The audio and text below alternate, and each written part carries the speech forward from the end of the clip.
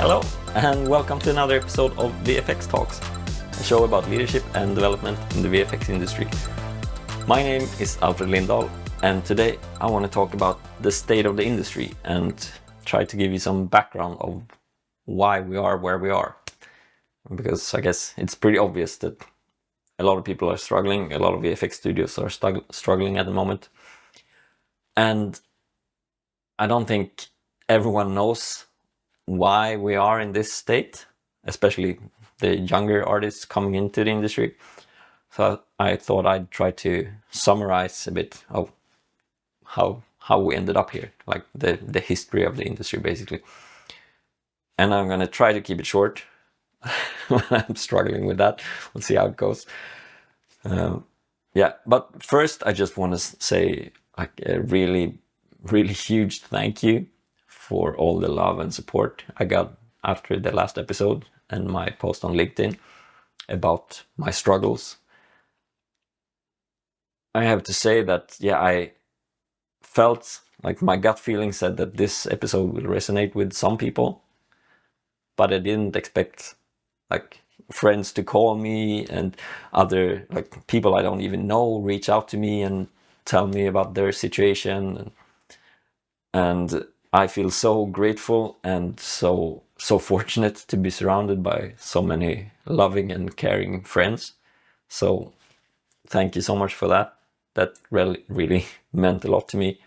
And the thing was that I did that episode like a couple of weeks after, or 5 weeks after I was in that really bad place that I talked about in the episode. So I felt, well, I'm in a pretty good place now, so I don't really need that support. But when I got it, when I actually reached out and I got so much support, I felt, yeah, just the feeling of, yeah, I'm not alone. Even though I wasn't really struggling at that time, it felt so great to know that, yeah, I have all these people that care about me. And so, yeah, even if you're not at rock bottom, it helps to just talk to people. So do that. Anyways, I'm going to talk about the history of the industry and try to keep it short. So in the beginning, I don't know, but in the 80s, 90s, the 2000s, it was really hard to make 3D and VFX. So it was only like the super nerds that that did it, because you had to wait for a long time.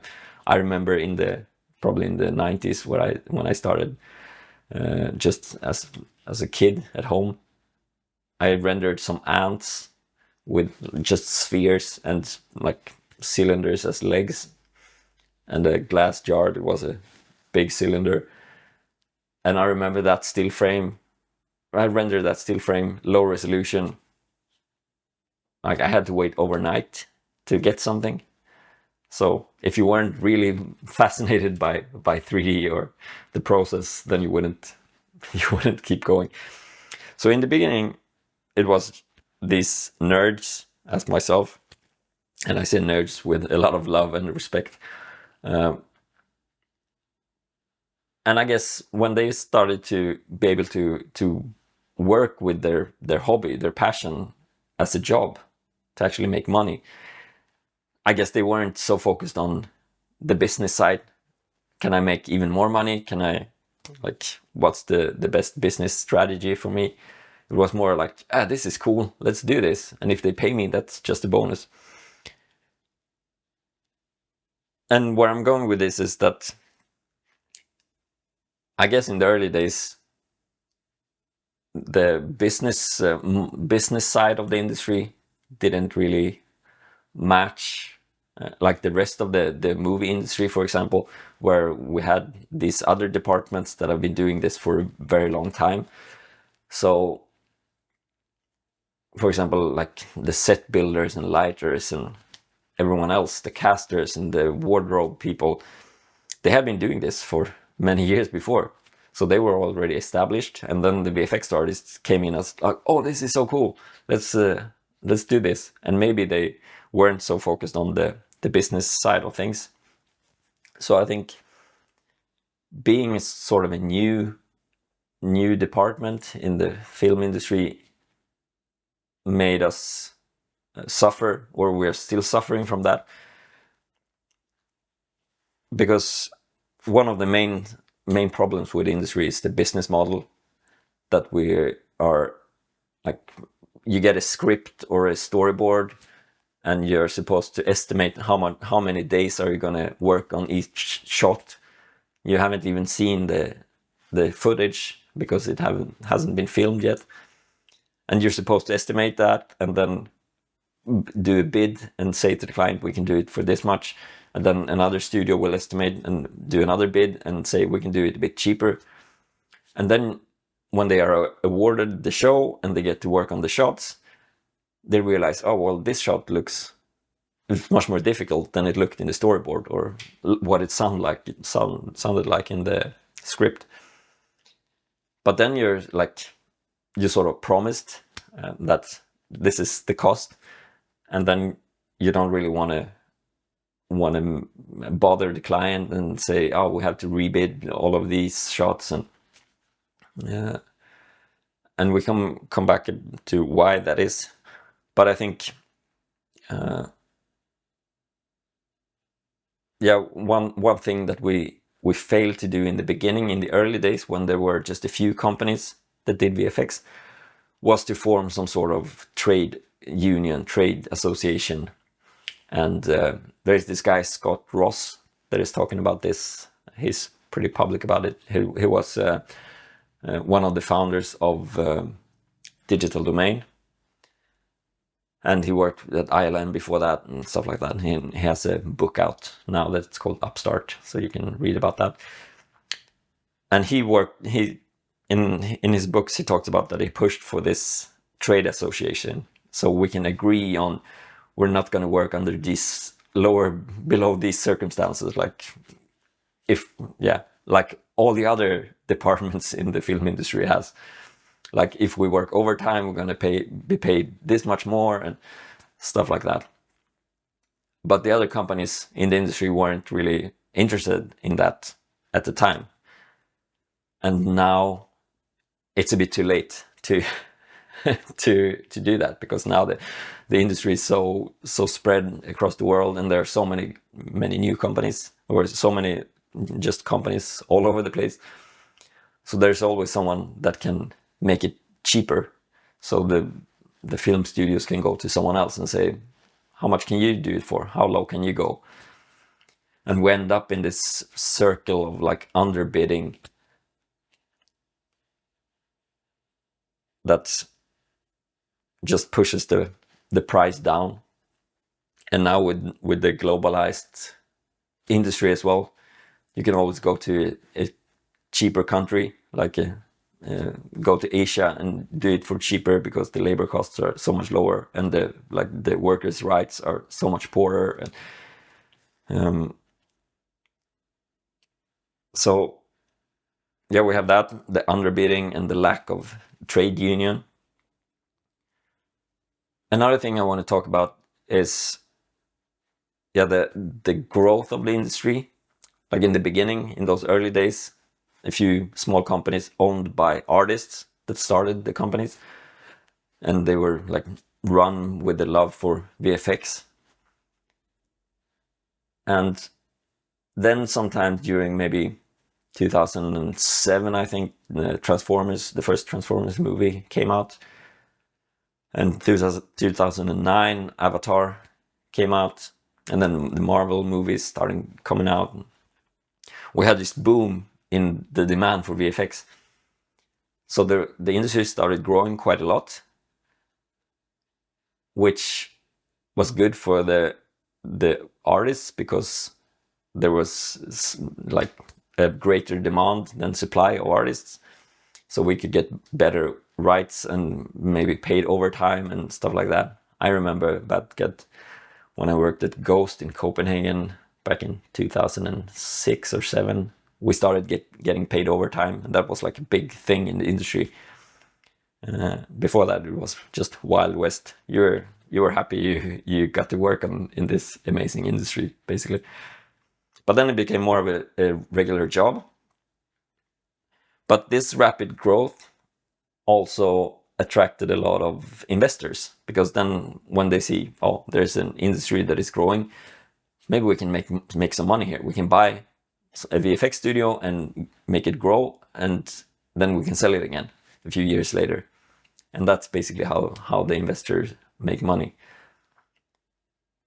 So investors started coming in and buying up these VFX companies.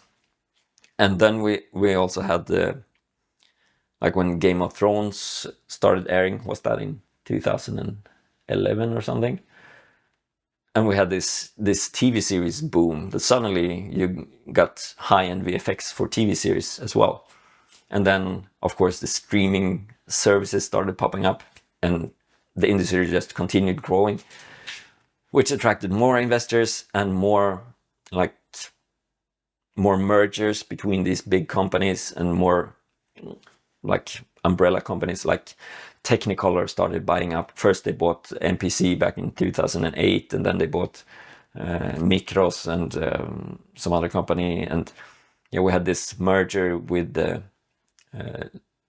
Double Negative and Prime Focus, I think, that merged and became DNEG. And we had a lot of these like companies getting bought by other companies and merged together. So now we have there are just a handful of big companies that own the major VFX providers.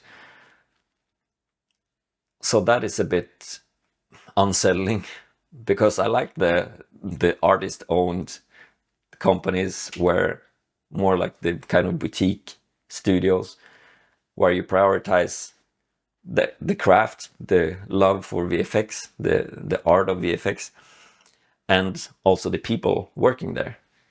But the investors, they're interested in making money, so they don't care about the people. And if we do good stuff, they just want to make more money. And how they do that is making the company grow. So if they hire more people and take on more projects, and then they can sell the company, even if it's like a house of cards, where we aren't really making money because of this other bidding and this strange business model. But we doubled the size of the company. Then it's worth more anyways, so you can sell it for more. And yeah. And this is also like this growth, or it was also like fueled by tax incentives. Like in different countries, they started to give like tax rebates if you do your film production in London or in Canada or Germany. Then you will get like 25% kickback, or like 25% cheaper basically to do it there. So the studios started opening up companies, or like departments or parts of the companies in where it was the most beneficial at the moment.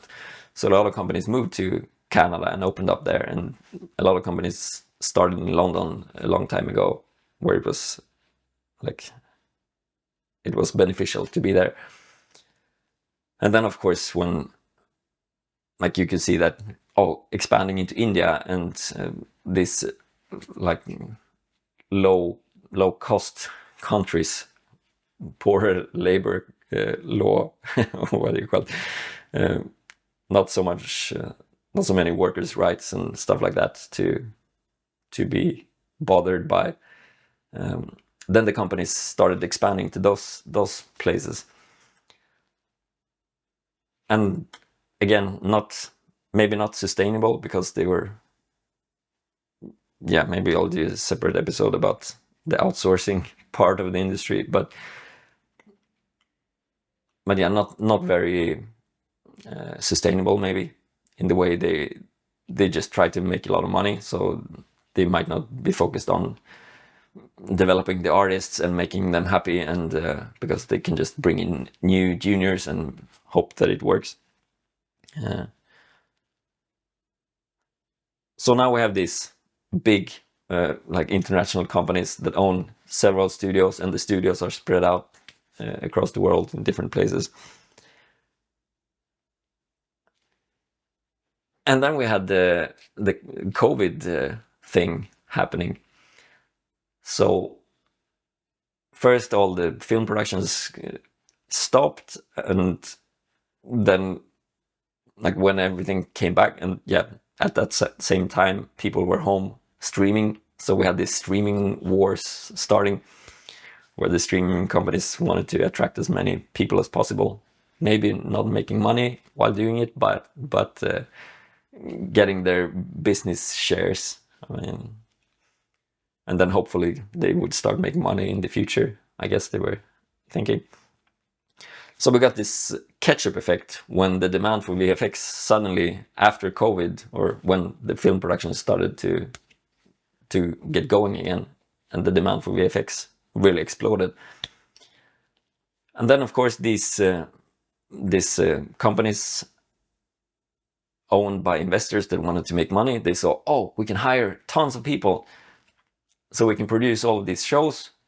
Maybe they weren't making, well, of course they were making money, but again, the business model being what it is, it wasn't a sound growth of the industry, because everyone was just competing to make as much money and expand as much as possible during that short period. And then it crashed again, because we got the strikes in Hollywood, the writers' strike and the actors' strike.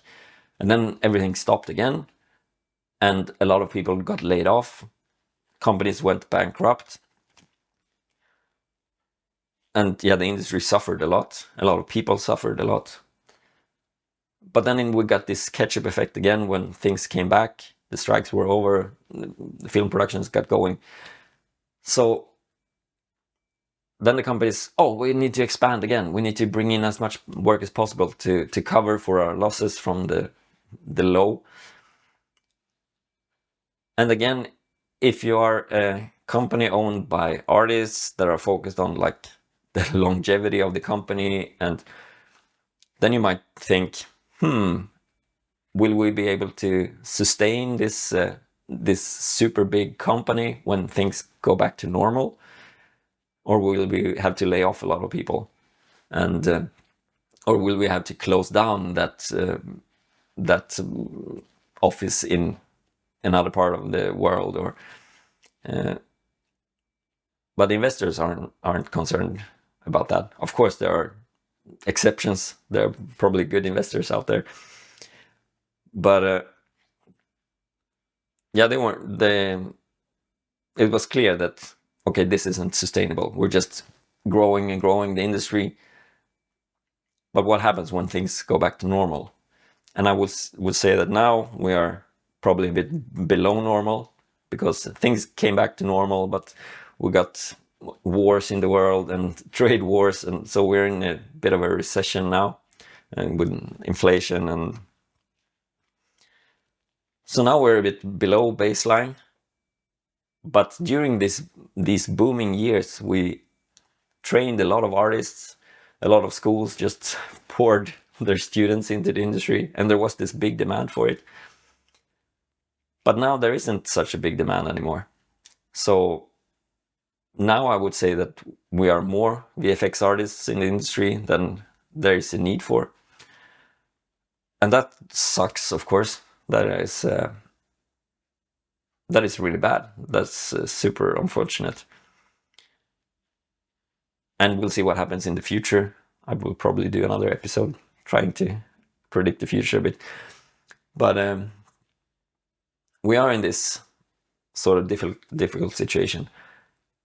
But I would say that in the near future, there is a need for talented artists and passionate artists. And I think because you're listening to this, watching this, you probably are one of those. Like, you are motivated, you are passionate about this. So I think there will be a room for you. But the people that are just seeing it as a normal job might not have a place in the industry. And that, I hate to say that, but it's also good to be honest about it.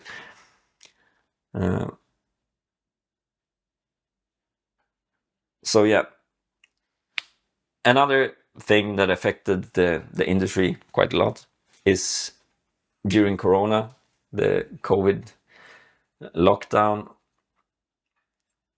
we started to be able to work from home.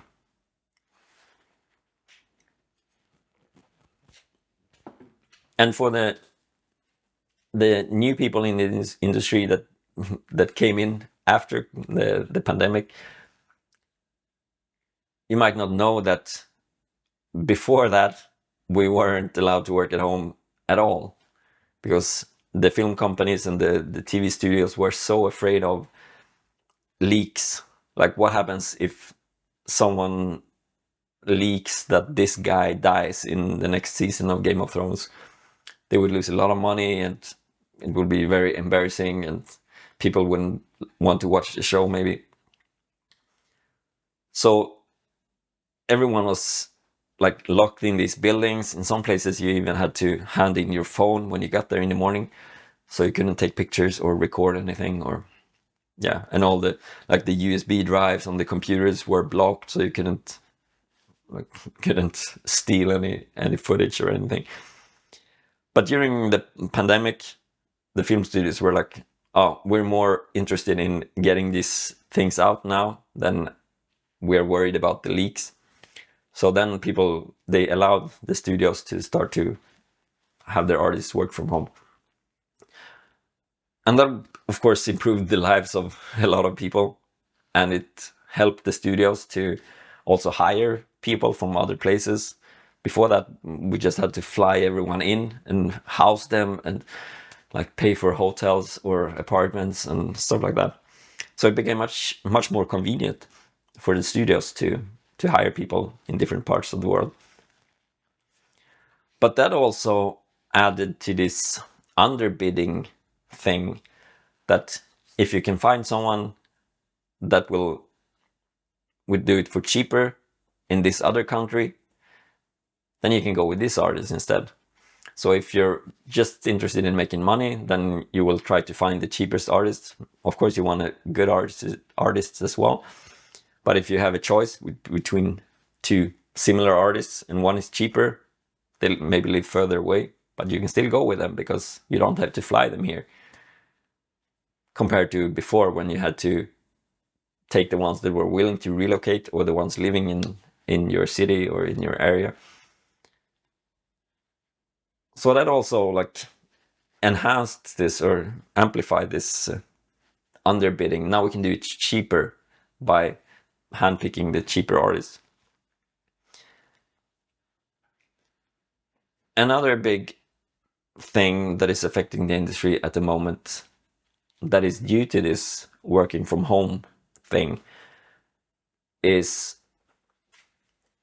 the demand for senior people and not junior people. And that is pretty straightforward when you think about it, because when everyone is working from home, it's much harder to just walk around and look at people's screens and see, give them some feedback and make sure everyone is on track. So then it's much easier to have senior artists that are like used to asking for feedback when they need it, and they know how to problem solve, and they know who to ask when they get stuck, and so on.